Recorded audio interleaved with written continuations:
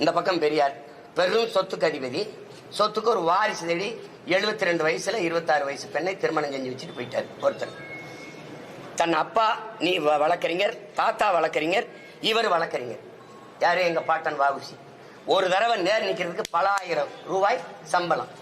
இவ்வளவு சொத்து, பெரும் செல்வந்தன் பிறப்பிலிருந்து அந்த சொத்துக்களை எல்லாம் நாட்டின் விடுதலைக்கு வித்து செலவழிச்சு மானங்காக்க சுதேசி கப்பல் வாங்கி ஓட்டிய பெருந்தகை, கப்பல் ஓட்டிய தமிழன் என்று பெயர் பெற்றவன், எல்லாராலும் போற்றப்படுகிறவன். இந்த மண்ணின் விடுதலைக்கு மாடு இழுக்க திணறுகிற செக்கை இழுத்தவன், செக்கிழுத்த செம்மல். இழுத்த செக்கு இன்னும் கோவை சிறையில் இருக்கு, இன்னும் இருக்கு.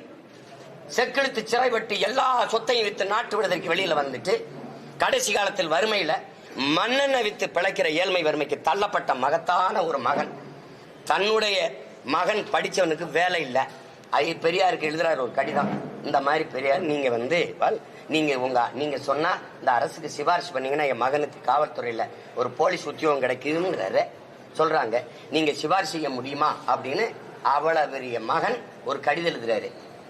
இந்த கடிதத்தை என் பாட்டன் இவருக்கு ஒரு சிபாரிசு கடிதம் கேட்டு எழுதுனத அப்படியே பத்திரப்படுத்தி அவர் வீட்டில் வச்சிருக்கீங்க. இதை படிக்கும்போது எனக்கு என்ன சொல்ல வருது?